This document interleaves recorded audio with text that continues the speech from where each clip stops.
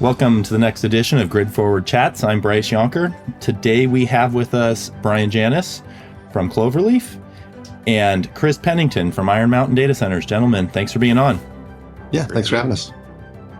So we're going to cover a little area about data center activity. I think a lot of folks in the wider community are keen to hear what we're going to uncover today. So I'll let you guys introduce yourself and we'll jump right in. Why don't you introduce yourself, Brian? Yeah, so I'm Brian Janous. I'm the co-founder and chief commercial officer at Cloverleaf Infrastructure.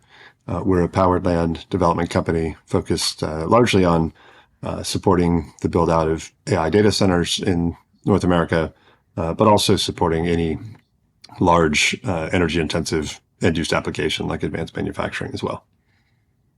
And Brian, you and I have known each other for some time. You had a background a little bit at Microsoft, helping them build out all their infrastructure. So that's right. Spent almost 12 years building out the energy function at Microsoft, and all told have been about in the power industry for about 25 years.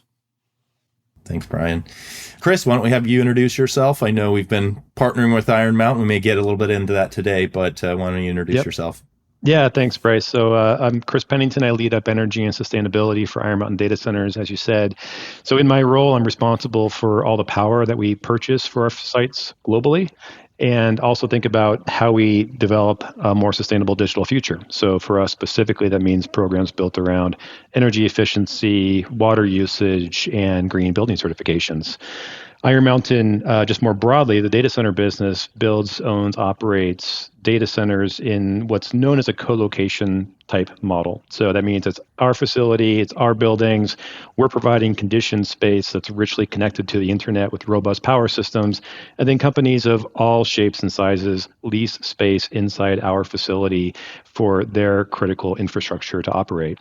So in this way, we're creating the space for our customers to operate their critical systems and supplying them power.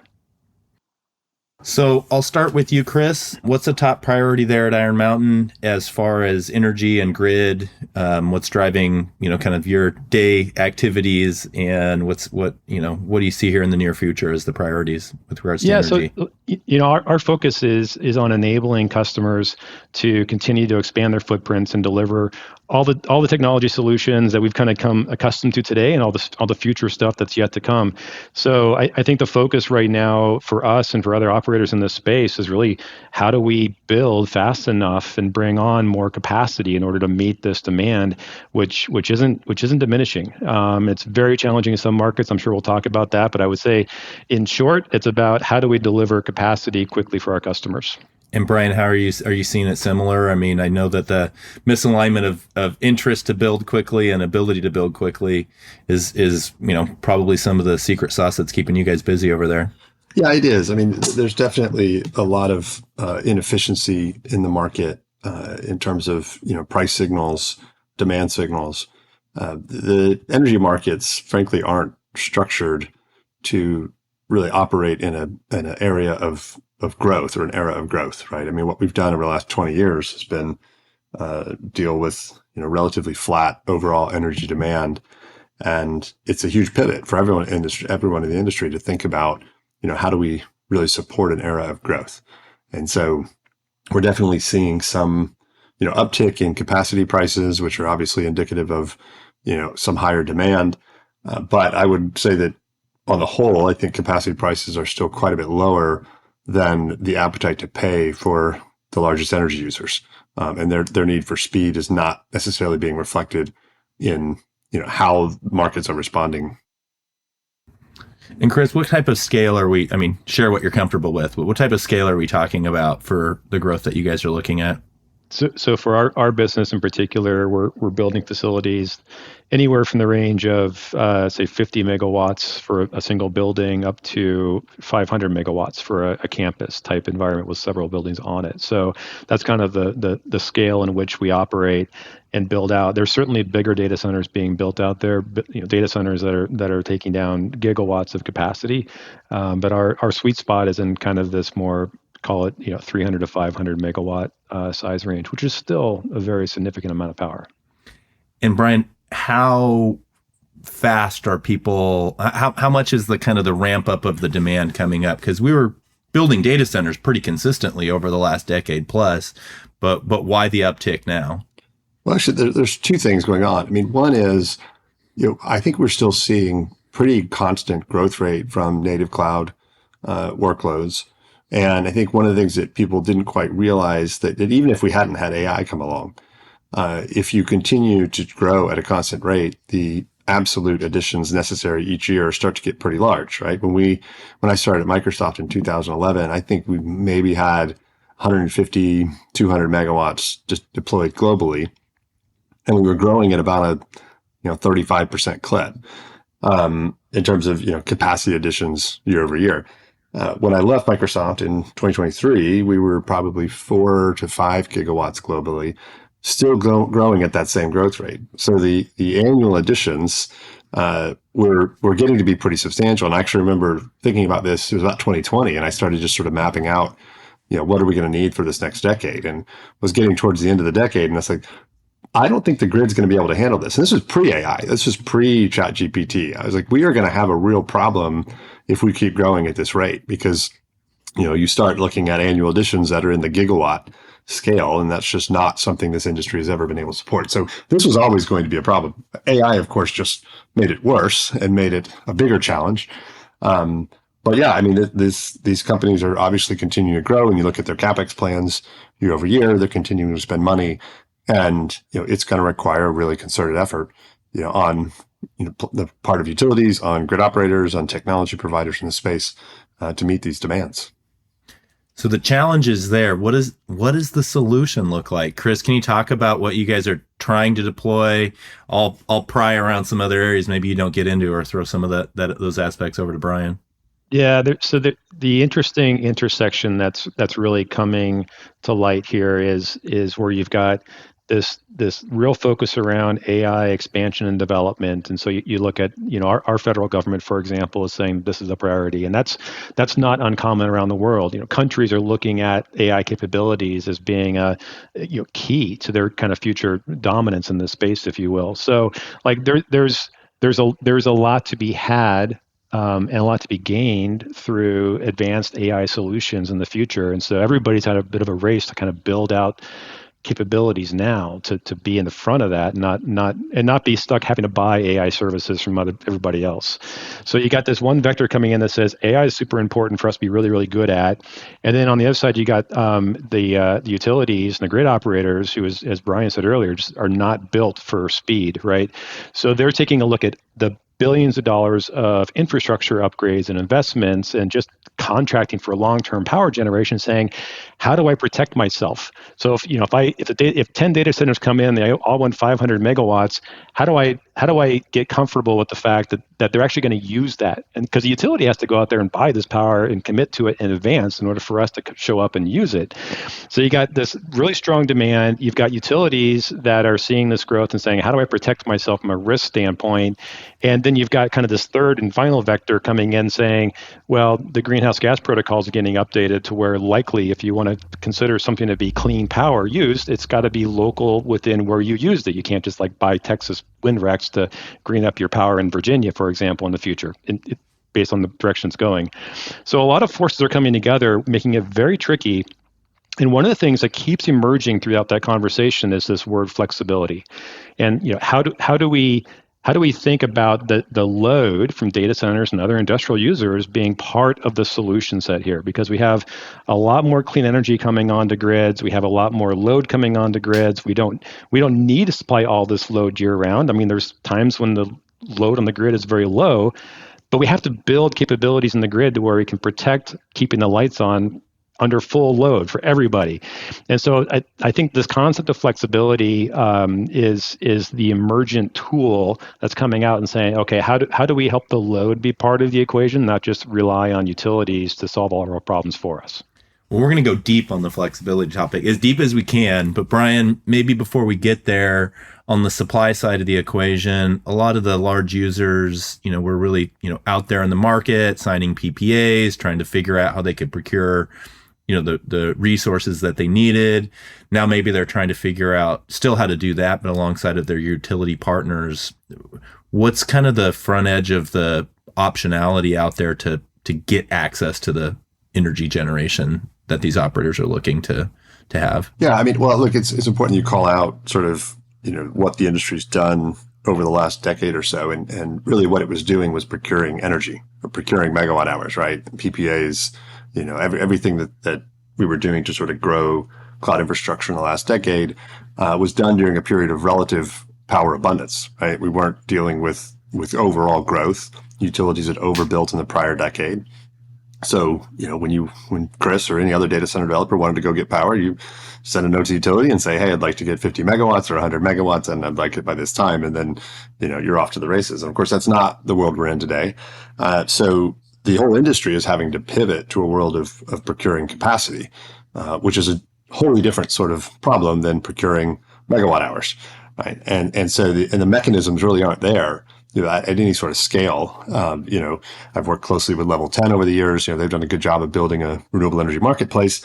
But the mechanisms for doing that in capacity haven't existed. We did actually just run a capacity RFP on Level 10's platform as sort of a pilot to see, could we use sort of similar marketplaces to create price discovery for capacity resources. But capacity markets are very thin. Even in markets that have a forward market like a PJM, it's only 3 years out. Of course, no one's building new infrastructure on a 3-year price signal. So there's a lot we have to do as an industry to adapt to this new reality of procuring capacity versus energy. And Chris, do you want to elaborate on the procurement of resources? Because then I'm going to pivot to the grid infrastructure bottlenecks, and then we'll get into the flexibility piece of it. I think Brian's comments were really kind of nicely succinct in terms of the era we were in before and the era we're in now. I do believe that when it comes to clean power procurement, which has been a big focus of the industry for many years, we were clearly a prime mover and got a lot of the ball rolling in terms of like deploying solutions that made clean energy more accessible to other buyers. I do think we're going to find a time when in most parts of the world, clean energy claims just don't matter. Like, that's not going to be the issue. You go to Norway, for example, and talk about clean power, and they're like, big deal. All of our power is clean.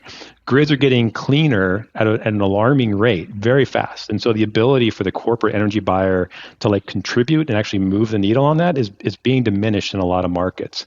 Less so in the US because we have so much available natural gas, and it's such an easy fuel source for us.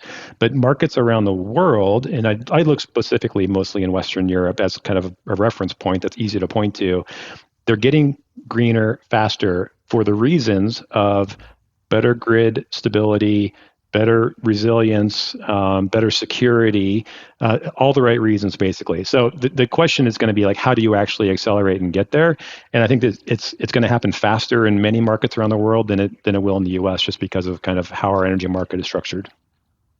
So I promise we'll get to the flexibility topic, but I kind of want to lay the foundation before we do. Can we talk a little bit about tariff structure? I know this is super wonky, but as far as getting access to delivered power to the customers that want it, I think the price that they're paying is such a critical piece to this. So I don't know, Chris or Brian, if you want to talk about, tariff structure to, large energy users, or how you're comfortable. Brian, maybe you can start on that front. Yeah, and I think, tariffs are really one of the critical bottlenecks here. And one example, as I said earlier, we have a problem with price discovery and sort of the value of the time element of power.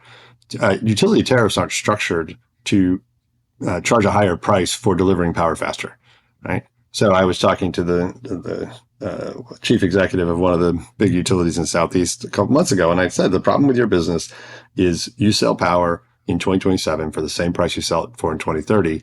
And you've got a subset of customers who are willing to pay you a lot more for that power if you could deliver in 2027 than if you could deliver in 2030, right?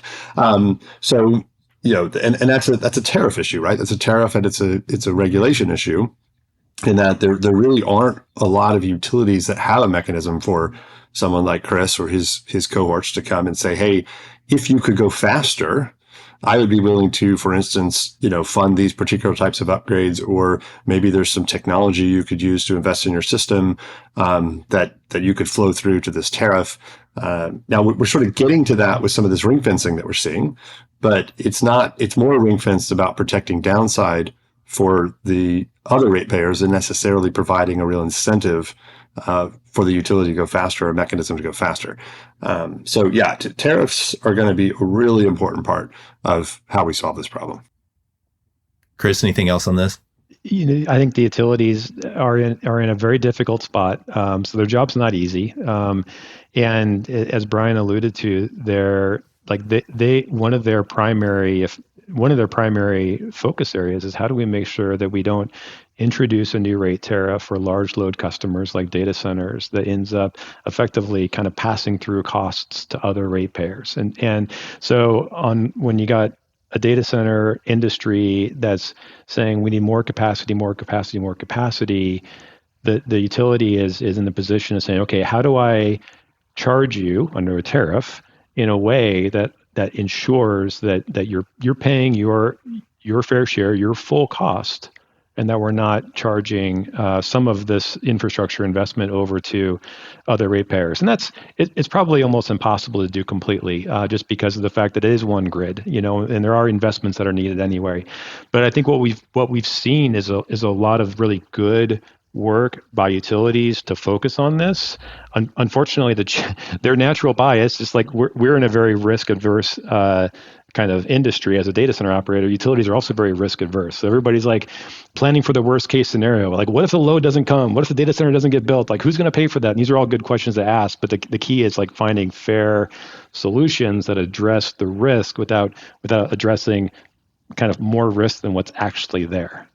So that's going on right now with discussions with the utility in the Northeast. And so these are timely discussions that are happening for sure.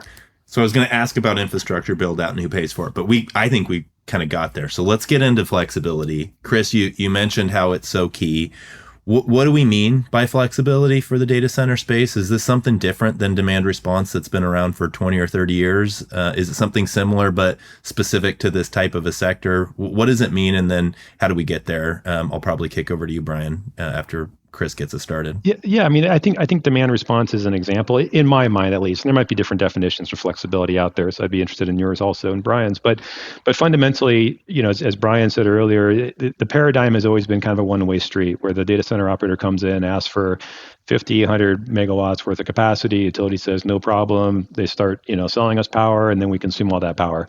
And flexibility is effectively the ability to take a data center load, which is really very steady and kind of always ramping up for the most part, and be able to fluctuate it, modulate it, so that when the grid is under duress, you've got the ability to shed load. Now, today, flexibility for a data center only exists in a couple of ways.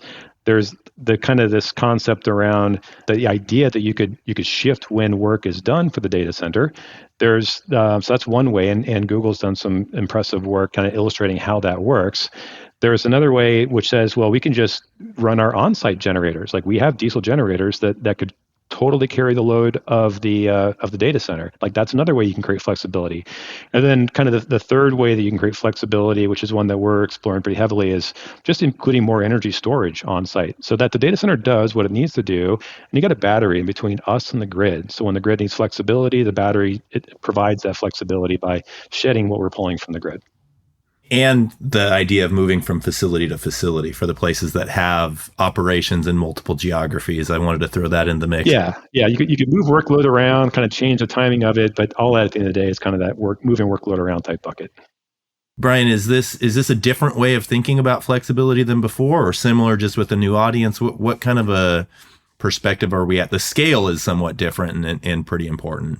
Yeah, I think it's a little different in that, when I think about like, say, just a traditional DR provider, their business was really creating cost savings opportunities for end users to say, hey, if you are willing to curtail during this time, you can save, either because energy prices are high or capacity prices are high or CP management, whatever it is.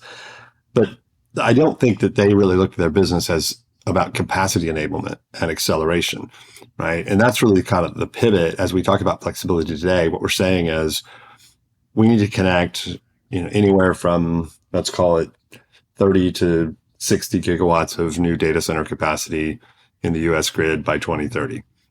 Well, where's that capacity going to come from, right? And it's capacity that we're talking about. And this is, I think, where a lot of data center operators sort of miss what's going on here because they look at it as, well, I'm going to connect a 24/7 data center, so I need to go point to a 24/7 load to supply it, right? And hence all the interest in new nuclear and interest in, behind the meter gas plants and all of this stuff. But they're not really solving the actual problem. I mean, they solve the problem, but they're way over engineering it if you do it that way, because you don't need a baseload generator to match every baseload resource we put on this grid. As Chris alluded to earlier, there's plenty of power most of the time, like plenty of electrons, right? What we're really trying to do is manage those peak periods, right? The hottest summer days, the coldest winter nights. That's how you connect a data center. You don't connect a data center by saying this is 100% of the energy resources that'll supply it for the next 10 years. You say during those peak periods, are there enough capacity resources to allow me to connect another gigawatt, 2 gigawatts, 3 gigawatts? We actually just did a project in Wisconsin where we have a 3.5 gigawatt data center site that we have recently actually sold to Vantage. That site is fully grid connected. We have a ramp all the way through 2032, I believe. It hits 3.5 gigawatts in 2030. And that ramp is a capacity stack. It shows the summer periods, it shows the winter periods, where all the resources are going to come from. It's a diverse set of resources across the grid. There's very little baseload power in that. There's about 500 megawatts of a nuclear relicensing. There's no new combined cycle plants. There's some peaking gas, but there's also a lot of wind, solar storage. There's a VPP. That's how you build this stack. And so that's why I think this focus on flexibility is so important, because it recognizes that what we're trying to solve for is how do we manage those peak periods to enable these loads to connect faster. That's exactly right. It is all about speed in the data center space right now, and how do you connect faster? And part of the way you get there is by optimizing the capacity that's already out there. And Brian gives some great examples there.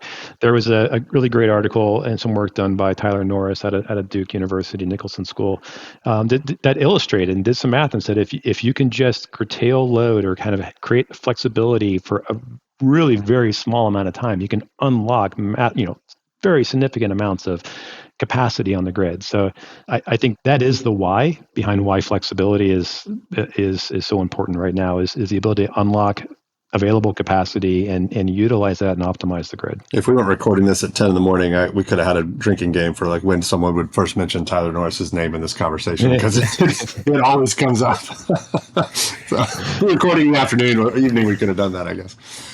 So historically, and maybe even somewhat currently, the idea that demand for data centers is 24/7, almost flatline. Is this changing at all? The ability for the load to flex some, or is it the contractual arrangements for the supply aligning to it? Where is the flexibility coming from? Is it coming from both the supply side and the demand side? How do we get there? I don't think you're going to see a lot of flexibility coming from the workloads themselves. There are certainly scenarios, and Google's been one who's talked a lot about it. And I don't know all the details of exactly what Google's flexing. I do know enough about sort of their system to know, or their workloads to know what they could flex. But I think that's still going to be very small, even for the training workloads. And I've spent a lot of time. Low double-digit percentages? I mean, are we like talking single digit? Single digit. I think it's single digit percentages of data center workloads that you'll actually see flexing in response. And part of the reason why is like these data centers and the servers that are going into them are so incredibly valuable. Like the last thing you want to do is build a $30 billion data center and then use it as a demand response machine. Like that's not what it exists for. I remember having this conversation with JB Strobel years ago, who was, one of the co-founders of Tesla. And I asked him, why don't you make the cars to, be able to go, both ways in terms of charging and be able to send power back to the grid? And his response was, we're a car company.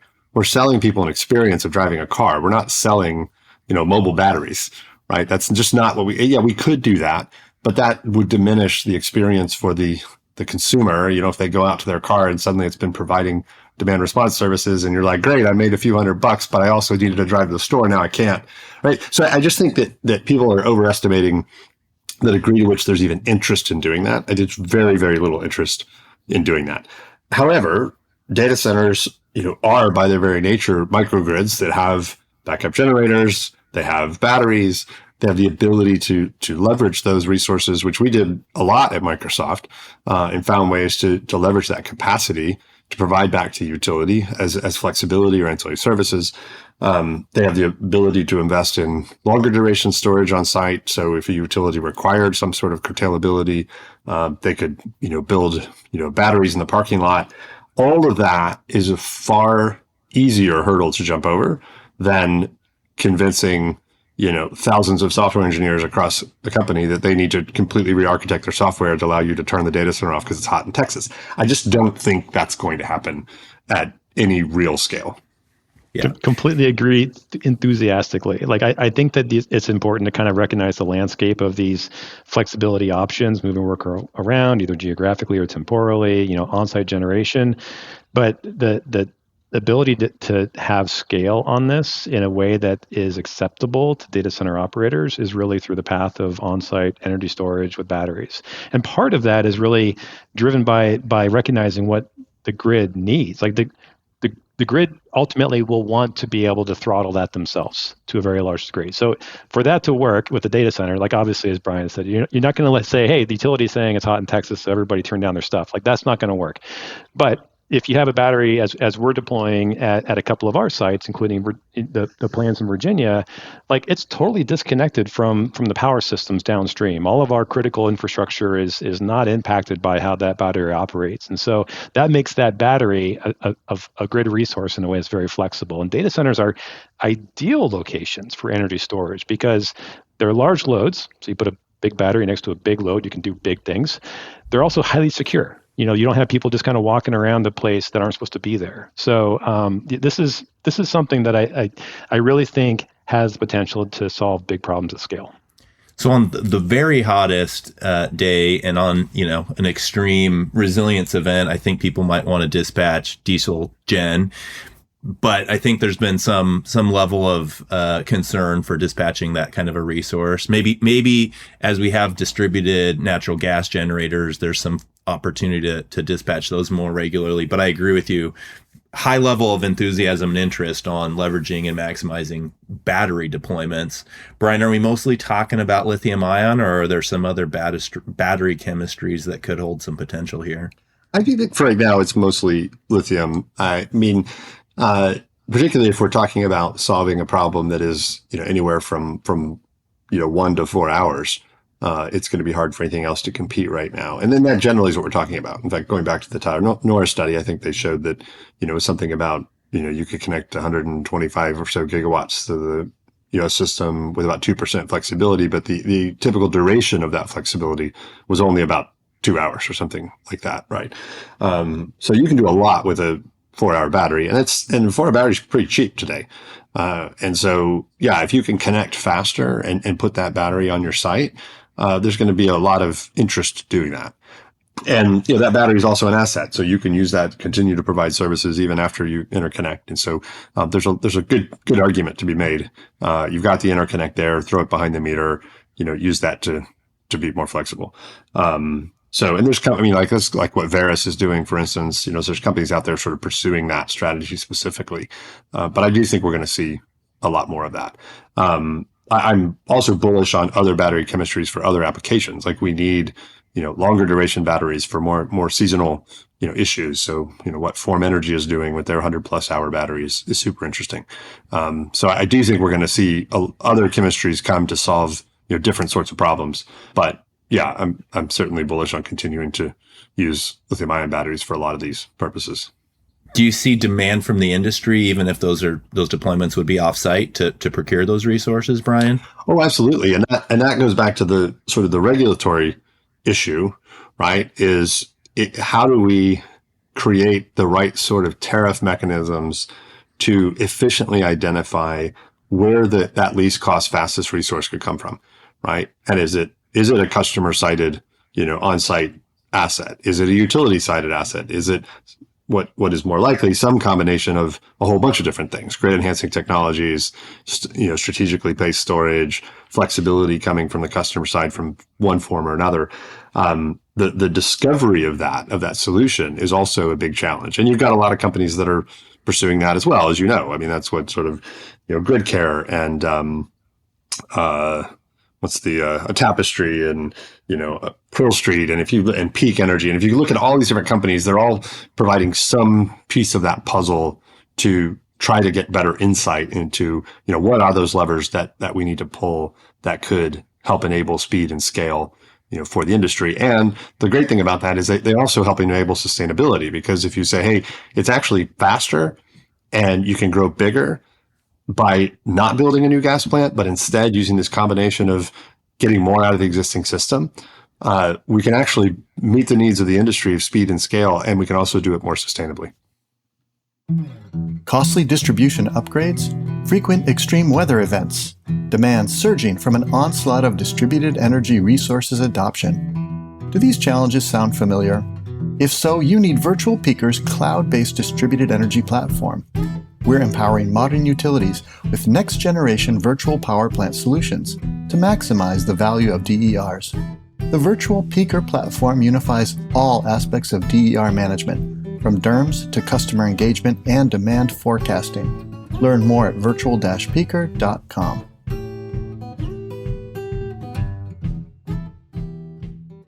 Chris, can I ask you a supply chain question? There's constraints to get infrastructure of all kinds, obviously generators and substation gear and transformers, but are you guys able to get, whether it's battery storage or other backup solutions, are you able to align procuring those resources with the timelines that you guys are trying to build out infrastructure, or is it somewhat of a gating factor? I think right now, it's the supply chain is tough. It's difficult. Things that may have taken 6 months to procure are now taking up to 2 years to procure.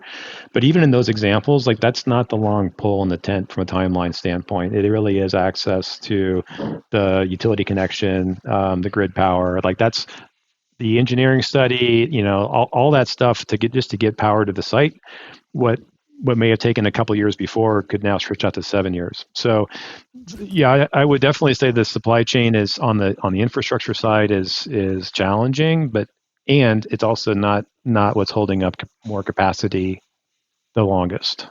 Anything else you haven't covered on the flexibility solutions, Chris, you guys are looking at? You mentioned the storage and some of the other areas. Anything else you guys have either currently deployed or actively looking at that we haven't covered? Yeah, so we're deploying storage at one of our facilities where the battery is equal in size to the load of the data center. So we can totally shed the load of the data center. This is our New Jersey project, and this is kind of our small entry point here. We were conditionally awarded in collaboration with the Virginia Department of Energy a federal grant to deploy this at a larger scale in Virginia. And so we're still hopeful that grant will come through, and the plans for that project are impressive. In fact, there's definitely places we see where deploying storage works on its own merit, even without federal grants. So I think that we're going to see a lot more of this. The question of what do you need, 2 hour or longer? I think at the end of the day, the new chemistries coming out are super impressive. They have the capability to get that cost of storage down even much lower than lithium ion. The trade-off is that they oftentimes will take up a lot more space.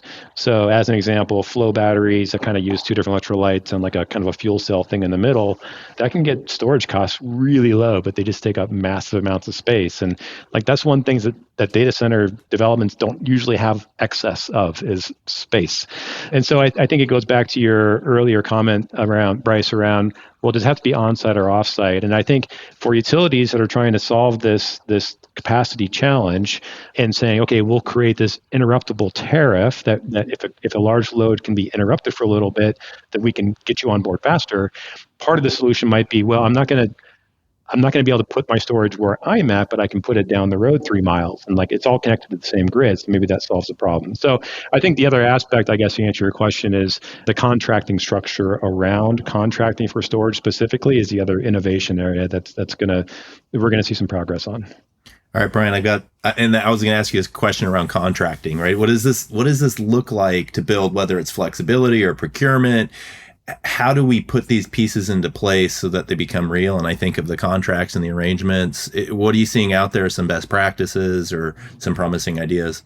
Yeah, I mean, one I mentioned earlier with Level 10. So we ran what I think is probably the first capacity RFP that tries to identify and aggregate the capacity attributes of most of distributed energy resources, right? And by distributed, I mean distributed around the grid, not necessarily behind the meter distributed. Because if you're a wind developer, solar developer, what you're typically looking for is an energy offtake, right? I mean, that's where you're going to get your revenue stream. And when you're thinking about, your cost and hurdle rates and what you're trying to hit, you're looking at, I'm going to get, $50 a megawatt hour and I can go out and sell this, PPA.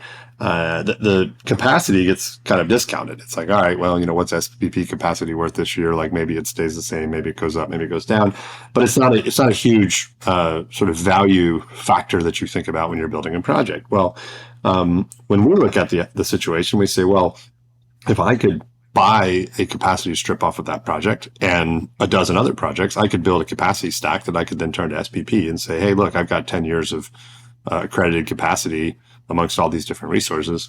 I'm oversimplifying it. There's a lot of things that kind of go into this, in terms about the ELCC values and how those capacity attributes get valued over time.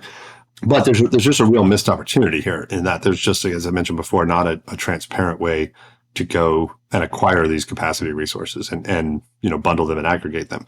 And so, I'm really interested in, the sort of the business side of this, the business innovation and regulatory innovation side of this, on how do we sort of create easier price discovery, easier contracting mechanisms that just doesn't really exist today.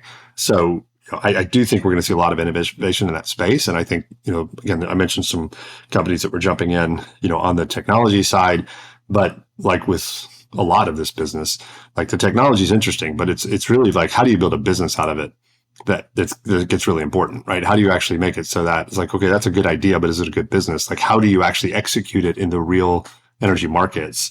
And I think whoever kind of figures that out is going to, really be able to create some significant value in the space in the coming years. Chris, I'm going to send the last question to you first, and Brian, you'll get our last word here. So we've talked about a lot of these areas. Chris, what would you say are a couple of the most important thing that the industry, the collective, you and your colleagues, utilities operators, the broad tent, can kind of rally around to support, data center loads, AI capabilities coming on the grid quickly and effectively? I do think that flexibility holds the key to unlocking a lot of capacity quickly and optimizing our grid. So to the extent that we can collectively think about data center design that is deployed with on-site energy storage, like just quickly doing that. And let's not spend quite so much time studying like all the workload movement around type things or on-site diesel generator things that like are really difficult to do. Like, let's focus on where the easier solutions are to deploy at scale and do that well. And let's have, that's going to require utilities to have rate schedules that incentivize around that, and data centers that are comfortable with that as part of their design. So I would say a focus on flexibility is probably the number one thing from my perspective right now. Brian, what would you add to this last? Yeah, I would add that just with the caveat that, that regulatory piece and, how we build the right sort of tariff mechanisms, particularly in vertically integrated markets, but in more of the, deregulated markets, a lot of it's around that sort of business innovation piece, like who's going to come in and, create sort of efficient capacity acquisition and procurement mechanisms, I think is going to be really critical for success going forward. Chris, Brian, gentlemen, thanks for being on and discussing this with me. Absolutely. Yeah, thanks for having us. Great chat. Thanks. Thanks again to our season sponsor, Virtual Peaker. If you enjoy Grid Forward Forum, please follow us on your favorite podcast platform, give us a like or a review, and tell your colleagues. You can listen to all episodes and learn more about our efforts to advance the grid at gridforward.org.